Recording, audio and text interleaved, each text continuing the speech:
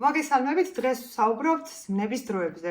როგორც წინა ვიდეოში შეგპირდით, დღევანდელ გაკვეთილში გავიმეორებთ ზმნების დროებს და კიდევ ერთხელ გადავხედავთ გავლილ გაკვეთილებს. შესაბამისად, დღევანდელ გაკვეთილში ახალი არაფერი არ იქნება, იქნება მხოლოდ ძველი გაკვეთილების გამეორება. იმისათვის, რომ კარგად გაგახსენოთ ეს თემები, თუ კარგად არ გვახსოვს, მე თითოეულ თემას, რომელსაც ამ ვიდეოში შევეხები, აუცილებლად ჩავლინკავ ვიდეოს აღწერაში. სანამ უშუალოდ გაკვეთილზე გადავალ, შეგახსენებთ, რომ აპრილში ვდებ ყოველ ორ შაბათს ვიდეოს, ამიტომაც არ დაგავიწყდეთ, რომ გამოიწეროთ არხი, დაელოდეთ მომდევნო ვიდეოს. შეგახსენებთ, რომ ვდებ უკვე ვიდეოებს საკმაოდ კარგი ხანია, ამიტომაც თუ პირველად უყურებთ ჩემს არხს, შეგიძლიათ რომ გადახედოთ ძველ ვიდეოებს, გაკვეთილები დანომრილია და თუ ეს არის პირველი ვიდეო, რომელსაც უყურებთ ჩემს არხზე, მაშინ ჩემი რჩევა იქნება, რომ დაბრუნდეთ და პირველი გაკვეთილიდან მოყვეთ გაკვეთილებს, ახლა კი დავიწყოთ. დღევანდელ გაკვეთილს დავუყობ ორ ნაწილად. პირველი ნაწილი იქნება ზმნების დროები და მეორე ნაწილი იქნება ზმნების კონსტრუქციები. შესაბამისად, ჯერჯერობით ვილაპარაკებ ზმნების დროებზე, რომ უფრო მარტივი იყოს ორიენტაციისთვის. პირველი იქნება აწმყო განუსაზღვრელი დრო და განვიხილოთ მაგალითები. I work abroad. მე ვმუშაობ საზღვარგარეთ. On. I eat potatoes every day. მე ვჭამ კარტოფილს ყოველდღე. შეგახსენებთ, რომ გვაქვს ორი ზმნა, work და eat. Work არის წესიერი ზმნა, eat არის არაწესიერი ზმნა. აწმყო განუსაზღვრო დროში მნიშვნელობა არ აქვს, ზმნა წესიერია თუ არაწესიერია. ეს გავიხსენოთ. ეს დრო გამოხატავს ყოველდღიურ მოქმედებებს, ანუ მოქმედებებს, რომელიც ჩემს ყოველდღიურობაში ხდება. ანუ ის, რომ მე ვმუშაობ საზღვარგარეთ, ჩემი ყოველდღიურობა, ის, რომ ყოველდღე ვჭამ კარტოფილს, ასევე ჩემი ყოველდღიურობა. ეს არ ხდება ახლა ამ წუთში. კიდევ ერთხელ, აწმყო განუსაზღვრელი დრო, ყოველდღიური მოქმედებები. მეორე დრო არის წარსული განუსაზღვრელი დრო. წარსული განუსაზღვრელი დრო გამოიყენება ისეთი მოქმედებების გამოსახატად, რომელიც უკვე მოხდა და დასრულდა. მაგალითად, I worked abroad. I worked abroad. საზღვარგარეთ ვმუშაობდი, ან საზღვარგარეთ ვიმუშავე. An I ate potatoes yesterday. გუშინ კარტოფილი ვჭამე. ვიმეორებ, რომ წარსული განუსაზღვრელი დრო გამოხატავს მოქმედებას, რომელიც წარსულში მოხდა და დასრულდა. დრო ძირითადად ან მითითებულია, როგორც yesterday-სთან გვაქვს, ან იგულისხმება, რომ ეს უკვე წარსულია. წარსულ განუსაზღვრელ დროში ზმნები იყოფიან წესიერ და არაწესიერ ზმნებად. აქ უკვე მჭირდება, რომ ეს განსხვავება დავინახო. თუ ზმნა არის წესიერი ზმნას დაემატება ed ფორმა, ანუ იქნებოდა worked. და თუ არაწესიერი, ამ შემთხვევაში ზმნა შეიცვლიდა ფორმას და იქნებოდა ate. ანუ worked ate. ორივე ზმნა არის წარსულ განუსაზღვრელ დროში.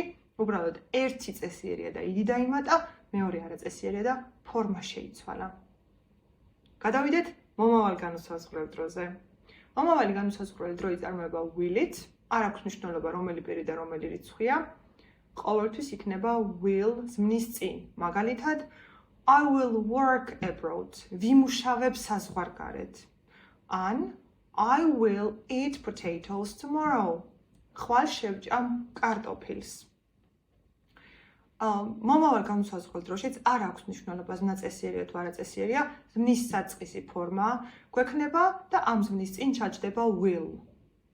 კიდევ ერთხელ შეგახსენებთ, რომ მომავალი განუსაზღვრელი დრო გამოხატავს მოქმედებებს, რომელიც ზოგადია და მომავალში მოხდება. ეს იქნება ხვალ, ზეგ, 1 თვის შემდეგ, 5 თვის შემდეგ, 3 წლის შემდეგ და ასე შემდეგ. შემდეგი დრო არის აწმყო განგრძობითი დრო. მაგალითად, I'm working abroad. მე მუშაობ საზღვარგარეთ. ეს ნიშნავს, რომ ახლა ამ წუთში მე ვმუშაობ საზღვარგარეთ. I'm eating potatoes now. ახლა ვჭამ კარტოფილს. წინ მიდევს თეფში და ვჭამ კარტოფილს. ეს არის აწმყო განგრძობითი დრო, რომელიც გამოხატავს მოქმედებებს, რომელიც საუბრის მომენტში ხდება. გვაქვს ასევე წარსული განგრძობითი დრო. მაგალითად, I was working abroad when pandemic started. მე ვმუშაობდი საზღვარგარეთ, როდესაც პანდემია დაიწყო. An I was eating potatoes at 6 o'clock yesterday. გუშინ 6 საათზე კარტოფილს ვჭამდი. წარსული განგზობითი დრო გამოხატავს მოქმედებებს, რომელიც წარსულში ხდებოდა და გარკვეულ მომენტში გრძელდებოდა. ანუ პროცესი იყო, რომელიც მიმდინარეობდა წარსულში. აწმყო განგზობითი დრო არის მოქმედება, რომელიც ამ წუთში ხდება. წარსული განგზობითი დრო გამოხატავს მოქმედებებს, რომელიც წარსულში ხდებოდა და რაღაცა პერიოდი გრძელდებოდა. გადავიდეთ სრულ დროებზე. ჩვენ ორი სრული დრო ვისწავლეთ, ეს არის აწმყო სრული და წარსული სრული დროები. აწმყო სრულ დროს ვაწარმოებთ haves plus ზმნის მესამე ფორმა, თუ ზმნა არაწესიერია, haves plus იდიანი ფორმა ზმნის, ანუ წარსული ფორმა ზმნის, თუ ის წესიერია, მაგალითად იქნებოდა I have worked abroad. მე ნამუშევარი მაქვს საზღვარგარეთ. Have worked have მაქვს ჩვეულებრივ, იმიტომ რომ have აწარმოებს აწმყო სრულ დროს და works დაემატებოდა id, იმიტომ რომ წესიერი ზმნა, ანუ ვიტყოდი I have worked, ნამუშევარი მაქვს. და თუ ზმნა არაწესიერია, მაშინ იქნებოდა ზმნის მესამე ფორმა, რომელიც მოყვება haves, მაგალითად I have eaten potatoes today. დღეს ვჭამე კარტოფილი. ან ასევე შემეძლო მეთქვა I have already eaten potatoes. მე უკვე ვჭამე კარტოფილი.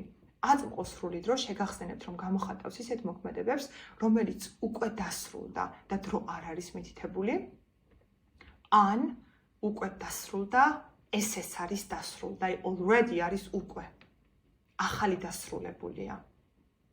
წარსული სრული დრო თუ გვახსოვს, გამოხატავს მოქმედებებს, რომელიც წარსულის წარსულში ხდებოდა, ანუ ორმაგი წარსული მაქვს, ანუ ვიტყოდი I had already worked abroad when I went to Paris. მე უკვე ნამუშევარი მქონდა საზღვარგარეთ, როცა პარიზში წავედი. ანუ ჯერ საზღვარგარეთ ვიმუშავე და მერე წავედი პარიზში. პარიზში რო წავედი, ეს ჩემს აწმყოსთან უფრო ახლოს არის, მაგრამ მანამდე რაც ხდებოდა, მე ეს გამოვთქვი წარსული სრული დროით. ანუ მე რო ნამუშევარი მქონდა საზღვარგარეთ, ეს გამოიხატა წარსული სრულით. Had worked. და ანალოგიური სიტუაცია მექნებოდა ჭამასთანაც. უბრალოდ ჭამა არის არაწესიერი ზმნა, კიდევ ერთხელ გავიხსენოთ და აქ heads მოყვებოდა eaten. ანუ I had eaten when you called. I had eaten when you called. მე ნაჭამი მქონდა, როცა შენ დარეკე. ანუ მე ჯერ ვჭამე და შენ მერე დარეკე. და ახლა უკვე გადავიდეთ კონსტრუქციებზე, რომელიც ჩვენ ვისწავლეთ. ესენი არ არიან დროები, არაგვერიოს და არ ვიფიქროთ, რომ ესენი დროები არიან. ესენი არიან უბრალოდ კონსტრუქციები, რომელსაც ასევე კონკრეტული მნიშვნელობები აქვთ, ან რაღაცას გამოხატავენ. ესეთი არის მაგალითად to be going to, რაც ნიშნავს დაპირებას. მაგალითად ვიტყოდი I'm going to work abroad. ვაპირებ რომ ვიმუშაო საზღვარგარეთ. ანუ მომავალში მოხდება და ეს ჩემი განზრახვაა. ვაპირებ. I'm going to work. ანუ I'm going to work, you are going to work. შენ აპირებ, she is going to work, ის აპირებს და ასე შემდეგ. ანუ იუღლება ყოფნა ზმნა. Going to რჩება უცვლელად. გარდა ამისა, გავიხსენოთ, რომ I'm going to შემიძლია შევამოკლო როგორც I'm gonna, you're gonna, she's gonna. ანუ going to შემოკლდება როგორც gonna. და I'm going to ანუ gonna-ს მოყვება ზმნა საწყის ფორმაში. ანალოგიურად იქნებოდა I'm going to eat potatoes tomorrow and this evening. ვაპირებ რომ ჭამო კარტოფილი ამ საღამოს ან ხვალ. და ასევე ჩვენ ვისწავლეთ used to. Used to გამოხატავს ისეთ მოქმედებას, რომელიც წარსულში ხდებოდა, გარკვეული ჩვევა იყო, მაგრამ დღეს უკვე მართალი აღარ არის. ანუ წარსულის ყოველდღიურობის ნაწილი იყო, მაგრამ დღეს უკვე ეს აღარ ხდება. მაგალითად, I used to work abroad. მუშაობდი საზღვარგარეთ. ანუ ეს იყო ჩემი ყოველდღიურობა, ვთქვათ 5 წლის წინ, მაგრამ დღეს უკვე ეს აღარ არის მართალი. ამიტომაც used to თავის თავში გულისხმობს, რომ ადრე რაღაცას ვაკეთებდი წარსულში, მაგრამ დღეს ეს უკვე მართალი აღარ არის. ასევე შეიძლება ვთქვა I used to eat potatoes every day. მე ყოველ დღე ვჭამდი კარტოფილს, ანუ დღეს უკვე აღარ ვჭამ საერთოდ, ეს აღარ არის ჩემი ჩვევა, მაგრამ ის რომ წარსულში ვჭამდი და დღეს აღარ ვჭამ, ძალიან მარტივად შემიძლია გამოვხატო I used to eat ამ ფორმით. დღეისათვის ეს იყო, ძალიან დიდი იმედი მაქვს, რომ კარგად გავიხსენეთ თითოეული დრო. მე დღეს ძალიან დეტალებში არ შევედი, უბრალოდ მინდოდა რომ თარგმანის თვალსაზრისით მეჩვენებინა რა სიტუაციაში რომელი დრო შემიძლია რომ გამოვიყენო. თუმცა ვიმეორებ ვიდეოს დასაწყისში ნათქვამ სიტყვებს, რომ მე აუცილებლად ჩავლინკავ თითოეულ გაკვეთილს ვიდეოს აღწერაში, რომ თქვენ მოგეცეთ საშუალება, რომ თუ აღარ გახსოვთ ეს დროები, ან რაღაცა დაგაკეთეთ ვიდეოს აღწერის დროს, ვიდეოში ახსნის დროს, გადახვიდეთ უკანა გაკვეთილებზე და კარგად გაიხსენოთ. გპირდებით, რომ თითოეული გაკვეთილი გარჩეული არის დეტალურად და ძალიან კარგად გაარკვევთ თუ ყურადღებით მოусმენთ თითოეულ ვიდეოს და მიყვებით იმ ინსტრუქციებს, რომელიც ვიდეოშია მოცემული.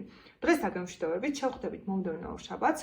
ასევე მომდევნო შაბათს შეგახსენებთ, რომ იქნება ლექსიკის და უფრო მეტ ყურადღებას მივაქცევ სიტყვებს. შეგიძლიათ ასევე მომცეთ გარკვეული ორიენტირი, რა სიტყვებზე გინდათ გაკვეთილის გაკეთება.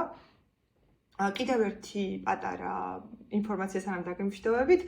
მაისიდან სიურპრიზი მაქვს თქვენთვის. მე უკვე მუშაობ იმაზე, რომ გავაკეთო წევრები, ასე ვთქვათ, membership და თქვენ მოგეცემათ იმის საშუალება, რომ შეიძინოთ გარკვეული გაკვეთილები. რა თქმა უნდა, ჩემი YouTube არხის იდეა მთავარი არის ის, რომ ადამიანებმა, რომლებსაც სჭირდებათ ინგლისური სწავლა, უფასოდ ისწავლონ და კვირაში ერთი ვიდეო ყოველთვის დაიდება უფასოდ. მაგრამ წევრებისთვის, რომლებიცაც ვეცადე, რომ მინიმალური გადასახადი დამეწესებინა, წევრებისთვის უფრო მეტ ვიდეოზე იქნება წვდომა შესაძლებელი. რა თქმა უნდა, ამ ყველაფერს და ინფორმაციას, თუ როგორ შეგიძლიათ ამ ყველაფერს შეძენა მომდევნო გაკვეთილებში მოგახსენებთ, მანამდე კი არ გამოტოვოთ ეს სიახლეები, გამოიწერეთ და შევხვდებით ძალიან მალე. Bye bye!